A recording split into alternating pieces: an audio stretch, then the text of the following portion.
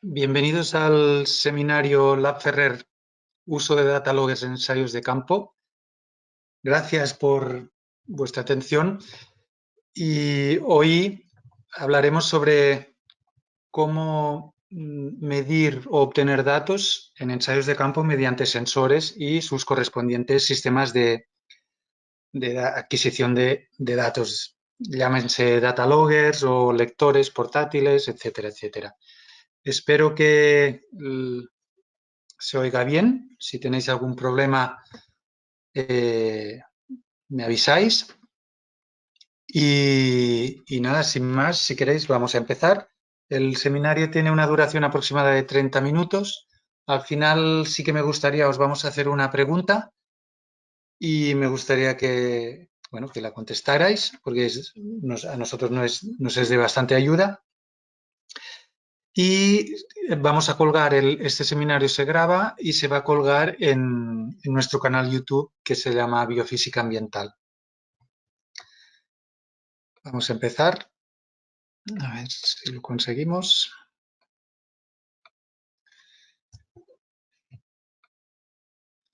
He organizado el seminario de hoy en dos partes, una donde hablaremos de variables, datos y de sensores y del tipo de data loggers que podemos utilizar. Y la segunda parte es, digamos, cómo configurar un data logger para registrar datos, y os pondré 2 o 3 ejemplos reales en los cuales estamos involucrados. Mi nombre es Francesc Ferrer Alegre, yo soy doctor ingeniero agrónomo por la Universidad de Lleida y másters por la Washington State University. Soy socio fundador y soy el gerente de Lab Ferrer. Para cualquier cosa, sabéis que estamos siempre disponibles, ya sea por mail o por teléfono. Y también estamos en las redes sociales, en LinkedIn, en Twitter, nuestro canal Biofísica Ambiental en YouTube, donde tenéis todos los webinars que hemos ido haciendo estos años, y luego nuestro canal de blog, nuestro blog, donde colgamos artículos de contenido en castellano, que es biofísicaambiental.com. También tenéis mucha información en las páginas web de las empresas con las cuales trabajamos. Meter Group y su blog Environmental Biophysics tienen muchísimos vídeos, webinars, documentos, están en inglés. Apogee Instruments también tienen muchísimos vídeos muy interesantes. Y luego ADC, que son más materiales de fotosíntesis, fluorómetros y este tipo de instrumentos. Digamos, lo primero, al menos que nosotros hacemos cuando hablamos con los clientes o en los ensayos que participamos, es plantearnos el experimento como un sistema. Aquí veis el diagrama típico del continuo suelo-planta-atmósfera. Para el movimiento de agua, pues hay unos puntos entre el suelo y la atmósfera donde podemos medir el potencial, hay unas resistencias o conductividades y hay un flujo a través de este continuo. ¿Vale? Entonces, a nivel de atmósfera, podemos medir atmósfera, planta y suelo. En la atmósfera podemos medir pues, temperatura, déficit de presión de vapor, radiación solar, viento, pluviometría. Luego, a nivel de cubierta de planta es más, digamos, quizás más difícil, pero podemos medir la temperatura de dosel para calcular el Crop Water Stress Index. O, por ejemplo, con un sensor de humectación de hoja podemos saber los minutos de rocío que tenemos. ¿Vale? Esto se relaciona mucho con los modelos de predicción de enfermedades fúngicas y las alarmas fitosanitarias. Podemos medir ahora, ya hay sensores de potencial hídrico de tallo o dendrómetros que nos miden la oscilación del diámetro de tronco, relacionado sobre todo con estrés hídrico. Y en suelo podemos medir el contenido volumétrico de agua con sondas capacitivas, potencial hídrico del suelo con tensiómetros o tensiómetros capacitivos, temperatura, conductividad eléctrica para saber si se acumulan o se lavan sales y si se concentran o no, y sensores de concentración de oxígeno. También en muchos ensayos se calcula un balance hídrico. Aquí os pongo el esquema del manual de Aquacrop, con entradas y salidas y un balance, que el balance nos lo dice la cantidad de agua, o sea, el contenido volumétrico de agua. Tenemos una evapotranspiración que se calcula a partir de datos climáticos que también tenemos que registrar, pluviometría y riego, que son las entradas, y en algunos casos nos puede interesar medir el drenaje, que son litros metro cuadrado que, digamos, percolan por debajo de una profundidad de control. Esto es un lisímetro de succión pasiva que vamos a instalar esta primavera dentro del proyecto Aqua con varias entidades y también la Universidad de Lleida. ¿Vale? El agua entra por un área concreta, baja por este tubo que se llama divergencia, aquí llega y hay una mecha que hace succión y digamos que el agua se acumula aquí, hay un nivel de agua. Lo que hay aquí dentro es un sensor de nivel que nos va diciendo cómo, digamos, la cantidad de agua que se va drenando a esta profundidad. ¿Ah? Como sabemos el área de infiltración, pues podemos calcular los litros metro cuadrado que han drenado. Si tenemos ya claro los datos o las variables que queremos medir y dónde, vamos a ver ahora, vamos a escoger los sensores que utilizaremos. Aquí hay, sobre todo, aquí os he puesto unas características del sensor que están más relacionadas con el data logger, con la adquisición de datos, que no con la resolución o el error de dicho sensor. Aquí os pongo un ejemplo, pues la sonda Teros 2, hay Teros 12 de Meter, que esta sonda da una señal, ¿vale? Digital. Estos son diferentes protocolos digitales. Uno muy común en sensores es el SDI-12, que nos dará el dato crudo sin calibrar de la humedad del suelo, la conductividad eléctrica aparente y la temperatura. Este sensor necesita una alimentación, un pulso voltaje pequeñito, como veis. Al aplicar este voltaje se crea un campo electromagnético y la señal de salida se genera enseguida. El tiempo de respuesta del sensor es muy rápido. Otro aspecto importante es el cable.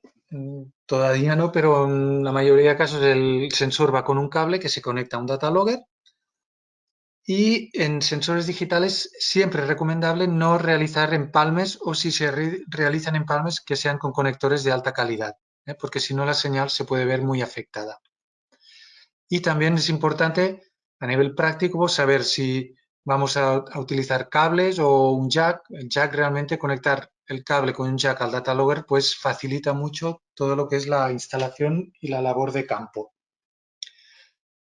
Estos son los datos crudos que nos da el sensor, ¿vale? La aplicación de la recta o la función de calibración para transformar ese valor crudo a humedad no se aplica en el sensor, sino que se aplica a través del software de usuario, ni siquiera a través del firmware. El firmware es la programación interna del data logger, digamos los microchips, y al igual que la transformación de conductividad aparente a conductividad de pore water o de saturación, que también se realiza en el software de visualización o de usuario. Aquí tenemos un sensor de luz par, se utiliza muchísimo en sistemas con luz artificial. Aquí medimos el ppfd, la densidad de flujo de fotones de luz par fotosintéticos. Apogee fabrica varios modelos en función de su voltaje de salida. Esto sería un sensor analógico. Cuando decimos sensor analógico es un sensor que el output o la señal es un voltaje. Puede ser 420 miliamperios, esto es muy típico en controladores y autómatas. Puede ser una señal USB para leer a través del data logger, del ordenador portátil, una señal digital SI12 o Modbus. Que es importante en la señal analógica saber la sensibilidad, porque si la señal es muy pequeña, pues quizá el data logger no tiene suficiente resolución de lectura para leer ese voltaje tan pequeñito. Entonces tendríamos quizá de utilizar, digamos, la versión con un voltaje aumentado. La alimentación, igual que hemos dicho, con célula de silicio a veces no se necesita, la mayor parte de veces no se necesita alimentación, pero en algunos otros casos sí que se necesita. Y a nivel igual, el cable, hay que tener un cable de calidad para que no se estropee, sobre todo con la radiación solar. Y en este caso, un conector de calidad a 30 centímetros nos facilita mucho pues, el cambio para verificación, para calibración. Pues ahora si quiero un cable de 20 metros o de 5 o de 10, ¿vale? Es mucho más práctico que cortar, soldar, etcétera, etcétera. Al igual que antes, pues el cálculo de la integral lumínica o del fotoperiodo no la hace el sensor, sino que se hace a partir de los modelos que integra el software de usuario, que vulgarmente se llama software. Aquí tenemos ya el último, digamos, tipo de sensor, que sería un pluviómetro mecánico de balancín o cuchara o un contador de agua. Utilizan el mismo tipo de sensor, que se llama un sensor de pulsos, que es como un interruptor, digamos, de un imán que se abre y cierra, o red switch en inglés, de manera que cada vez que abro o cierro el circuito equivale a un litro de agua que ha pasado. En este caso, este es el contador que utilizamos nosotros por defecto. Esto es una finca de viña con un ensayo de estrés hídrico. Colocamos el sensor, el contador aquí, cortamos el tubo portagoteros, lo insertamos y contamos cuántos metros había desde el contador hasta el final de la línea, 90 metros. La distancia entre filas es de 2,2. Por tanto, cada vez que riego registraré unos litros y si los divido por esta área tendré los litros metro cuadrado. Al igual que antes, esta conversión la realiza el software, no la realiza la señal. La señal solo da pulsos que equivalen a litros. Y ya finalmente, si escribís un paper o un artículo, os pedirán el diseño experimental. En este caso es un artículo que publicaron el año pasado en el cual participé, pues que hay sensores de humedad del suelo y de potencial para medir el déficit hídrico en el suelo. Hay termómetros de infrarrojo para mirar la diferencia de temperatura entre el dosel y el aire. Y hay una estación microclimática Atmos para ver las condiciones ambientales, para sobre todo calcular y comparar y ver la sensibilidad del Crop Water Stress Index a diferentes promedios y con el déficit y la respuesta del riego y de las condiciones ambientales. Muy importante aquí, en este caso el data logger, el ZL6 de Meter, él mide cada minuto, esto no se puede cambiar, y lo que nosotros configuramos es el intervalo de medida, o sea, el periodo en el cual hará un promedio, en este caso, y nos grabará el dato en el data logger. Nosotros cuando veamos los datos o los exportemos, será un promedio de 15 lecturas de cada minuto. Si fuera 60, pues serían 60 lecturas, ¿de acuerdo? Esto es muy importante tenerlo presente. Una vez tenemos ya los sensores, tenemos, digamos, dos maneras de medir la señal de ese sensor. Uno es con un lector y vamos al campo donde tenemos unos sensores y hacemos medidas puntuales. Aquí tenéis un ensayo con pimientos, ¿vale? Con tensiómetros electrónicos a diferentes profundidades. Vamos con un lector que se ve a través del móvil y Bluetooth y el resultado o la lectura del sensor lo apuntamos en una libreta o hacemos una impresión de pantalla y luego todo esto lo tenemos que pasar a una hoja de cálculo. La otra manera, que es tal y como la tenemos, es tenemos los sensores, los conectamos al data logger a diferentes canales y seleccionamos el intervalo de medida. ¿Vale? 15 minutos, pues hará el promedio de 15 lecturas. Luego, para descargar esos datos, se puede hacer, si no tenemos conectividad, se va con un cable para descargar al portátil o con el Bluetooth en el móvil, o si tiene un módem, pues ya se conecta de forma sistemática al servidor, envía los datos y nosotros lo que vemos a través del software es estos datos a tiempo real, podemos hacer descargas remotas de datos, la gestión de los dispositivos, de manera que ya no necesitamos libreta. Si después queremos hacer tablas dinámicas o tratamiento estadístico, descargamos los datos remotamente, ¿vale? Y ya hacemos estos ensayos o estos estudios, ¿de acuerdo? Aquí vemos este ejemplo, esto es datos de una semana de este ensayo, ves los tensiómetros a 3 profundidades con 2 riegos, ¿vale? Y aquí veis que no se ven los puntos, pero son estas gráficas son registros cada 15 minutos. Si no tuviéramos Datalogger, hiciéramos medidas puntuales, por ejemplo, aquí vendríamos a, no sé, a media hora, la hora del mediodía, mediríamos y si no tuviéramos digamos, las lecturas dinámicas en continuo, tendríamos que ser conscientes que si vamos al mediodía, por ejemplo, esta medida tiene un ritmo de variación muy rápido. O sea, podemos medir, yo qué sé, 30%, pero este 30% dentro de media hora será 28, 27. ¿De acuerdo? Aquí hay una variación rápida de la señal. En cambio, si vamos por la noche, veis que es todo plano, no hay absorción de agua, por tanto, es una medida muy estable y no pasa nada si voy a las 12 de la noche o a las 7 de la mañana.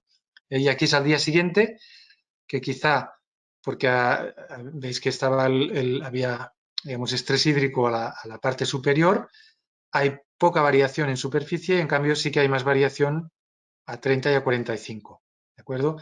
Aquí es indicar que cuando hacemos medidas puntuales, si no tenemos muy claro, digamos, la frecuencia o el ritmo de variación del dato, pues podemos, nos podemos perder mucha información. ¿De acuerdo? Por eso nosotros primero siempre recomendamos intentar tener datos en continuo.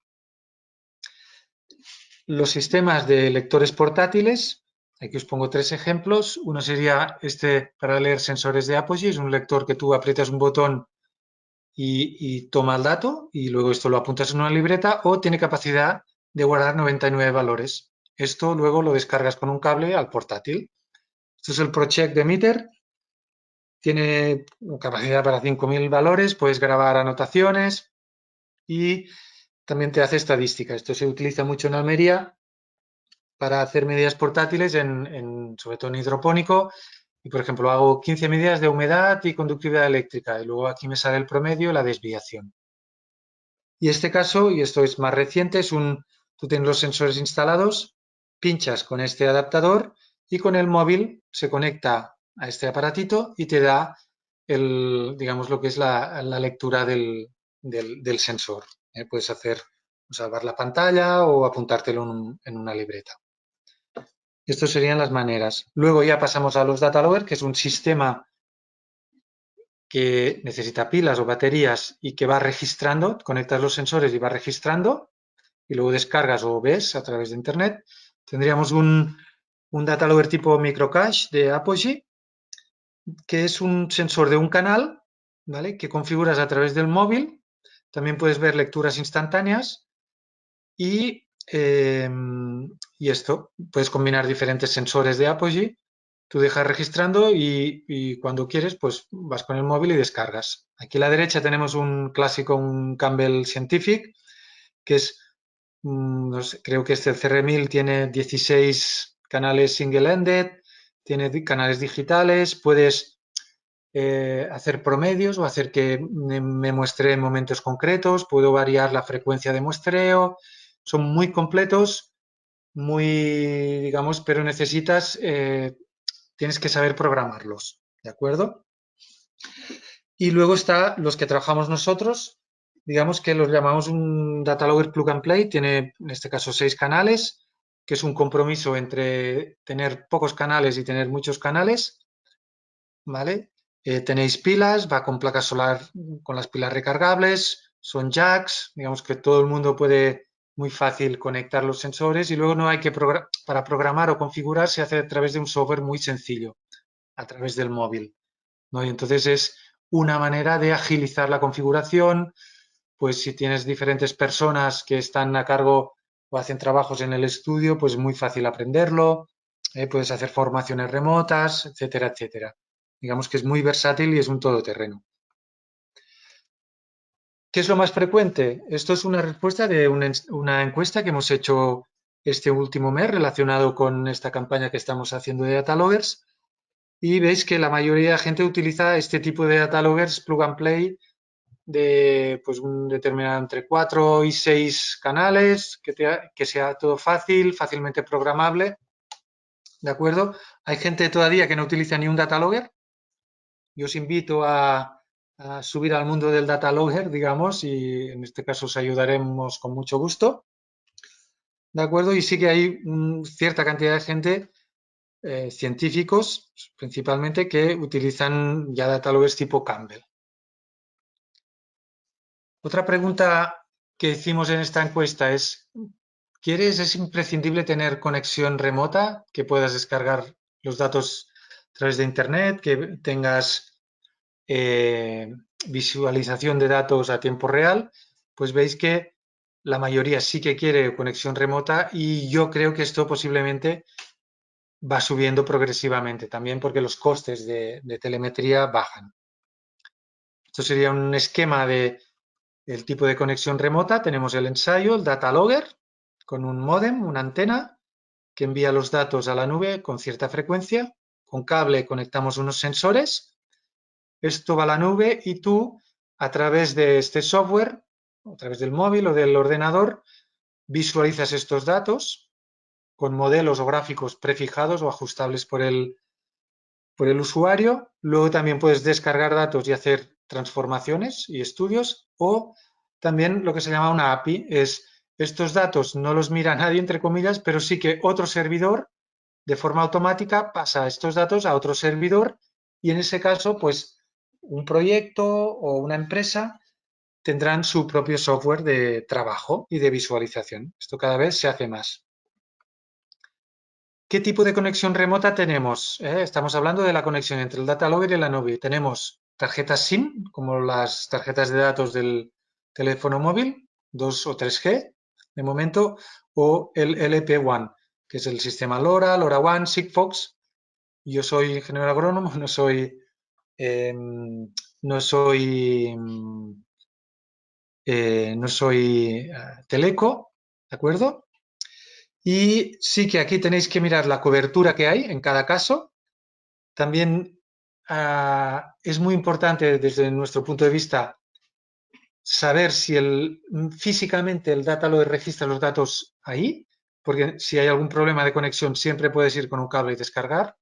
También la frecuencia de envío, por ejemplo, en riego 60 minutos en suelo está bien, en hidropónico trabajamos con 15 minutos y si estás hablando de heladas, si puede ser segundos, mejor. Nosotros trabajamos a 15 minutos, pero podría incluso trabajarse a 5 minutos o a minuto. Y aquí también es muy importante preguntar el coste de la suscripción anual, ya sea para 1, para 10 unidades, para 20, depende del usuario. ¿eh? Como explico,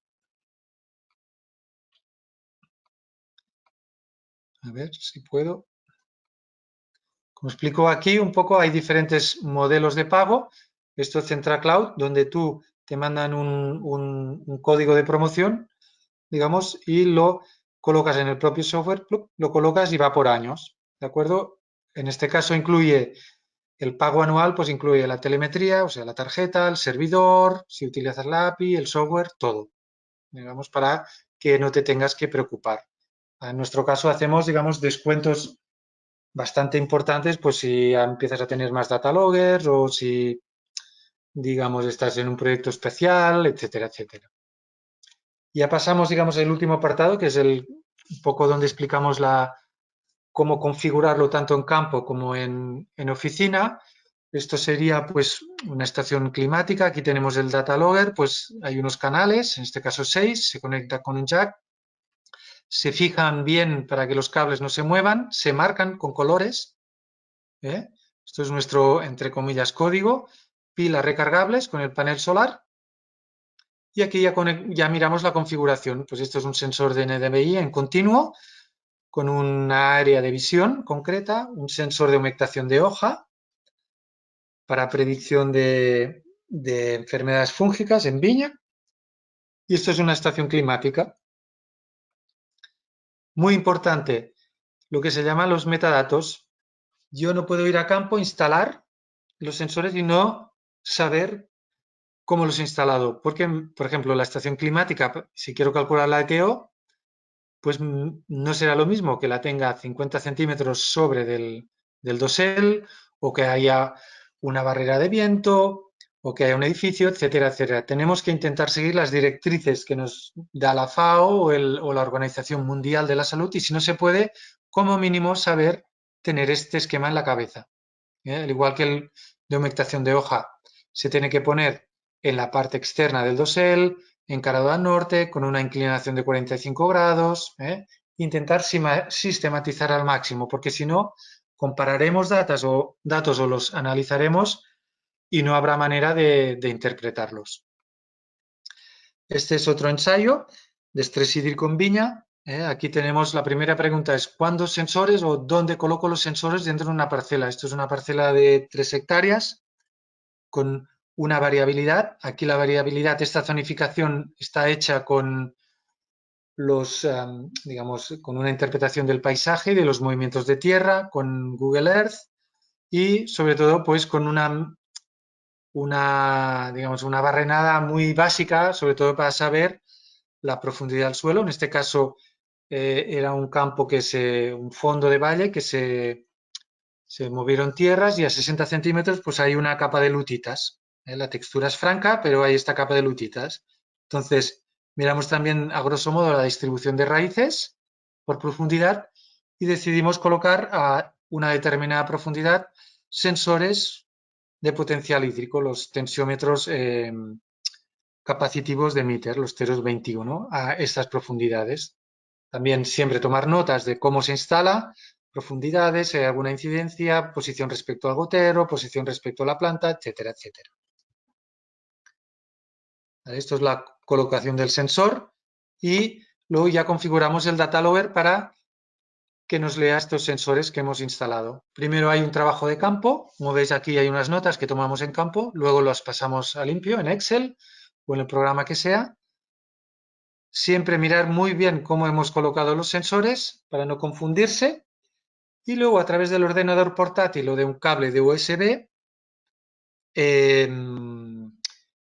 configuramos pues cada puerto un sensor, configuramos el intervalo de medida, hacemos un scan para ver que el sensor está midiendo bien, miramos la cobertura, que haya cobertura, ¿vale? Y le damos el OK, ¿vale? Esto también lo podemos hacer con el teléfono móvil y el Bluetooth, ¿vale? Y digamos, cerramos el data logger y nos vamos para casa.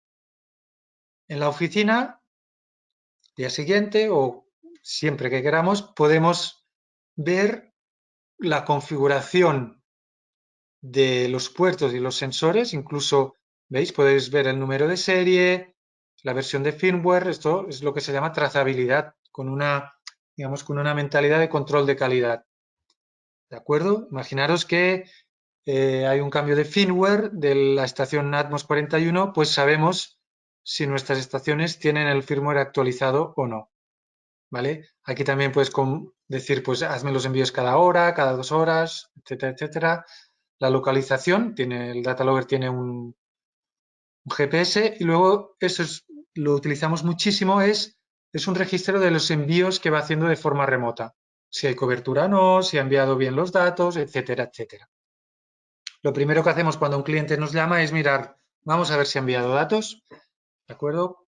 Entonces aquí también hay, digamos, herramientas de gestión, pues qué personas quiero que vean estos datos, si es un administrador o un usuario, ¿vale? Descargar datos, qué unidades quiero tener aquí, ¿vale? Y qué rectas o funciones de calibración, esto está sobre todo aplicado para los sensores de humedad del suelo. Puedo tener una calibración para lana de roca, otra para sustrato, otra para suelo mineral, etcétera, etcétera. Puedo tener una calibración específica, por ejemplo. Nosotros hacemos calibraciones para clientes y la hacemos, le pasamos la función matemática y ellos la integran aquí. Y luego ya validamos que la instalación, digamos, está correcta. Aquí veis que instalamos los sensores de potencial hídrico, hicieron un riego y vemos cómo responde. Aquí creo que me equivoqué yo al poner las profundidades, ¿veis? No todo está ok, porque veis que hay un sensor que responde muy rápido y hay otro sensor que responde más lento. Normalmente al regar el agua baja desde la superficie hacia abajo. Normalmente el profundo es el que responde más lentamente. Si esto continúa, esto lo voy a comprobar. ¿Vale? Quizá también separé mucho el sensor del gotero. Esto si llueve o hago una prueba de saturación lo veré, ¿vale? Es todo un protocolo de validación de que la instalación está correcta. Y luego también a nivel de todo lo que es, sobre todo la documentación que tú tienes de un ensayo de campo con sensores para que cuando se lo paso a mis colaboradores haya una documentación para que la gente sepa qué estamos registrando, cómo, los metadatos, etcétera, etcétera. Aquí vemos un sensor, por ejemplo, de humedad relativa, déficit de presión y temperatura, conectado a un data logger, hago registros cada 60 minutos. El sensor es digital y me envía estos datos al data logger. El data logger, el software del data logger me permite ver estas variables porque hay un modelo que me calcula el déficit de presión de vapor, temperatura de rocío, etcétera, etcétera. ¿De acuerdo? Y luego estos datos se van registrando y yo en cualquier momento los puedo descargar y en este caso yo tendré datos horarios, pero esto es un ejemplo de un cliente que me pidió que hiciera una tabla dinámica para pasar los datos horarios a diarios, porque ellos trabajan con datos diarios. Por ejemplo, también aquí yo la ETO normalmente, el Central Cloud, por ejemplo, te la calcula diaria y aquí esta hoja de cálculo también está, la fórmula es la de la FAO, pero para cálculo diario. Entonces yo paso todos estos datos del data logger, los paso a diarios y luego aplico la fórmula de la ETO. ¿De acuerdo? Esto sería el diagrama de flujo, muy importante a nivel de documentación. Y finalmente, digamos, esto es un consejo que os damos, que esto es qué valora más un cliente que compra data loggers. En el fondo, sobre todo, si pasas de descarga manual a descarga remota y a software online y a nube, realmente tiene que haber alguien detrás del teléfono, alguien con paciencia, como nuestro responsable técnico en la Ferrer, Manel, que se cuida de hablar con los clientes, con paciencia, digamos, porque no puede ser que no haya nadie detrás del teléfono, porque realmente es un proceso de aprendizaje. ¿eh? Nosotros nos interesa formar al máximo de gente y que todos en conjunto seamos mucho mejor, porque así podemos ir avanzando. Y creo que esto es un poco todo lo que os quería explicar. Muchas gracias por vuestra atención. Recuerdo, este webinar estará disponible en nuestro canal YouTube en 4 o 5 días. Nos podéis hacer preguntas ahora por el chat o nos enviáis también un correo electrónico, no hay ningún problema. Sí que cuando acabe y ahora si no hay ninguna pregunta, pues yo quizá dejo un par de minutos y yo cerraré lo que es el seminario y bueno, os aparecerá una pregunta que os agradeceré que si me la podéis contestar. Yo creo que ha sido un placer y si tenéis cualquier sugerencia de cualquier seminario virtual que os pueda interesar o alguna duda concreta muy específica de vuestro caso, pues estamos a vuestra disposición.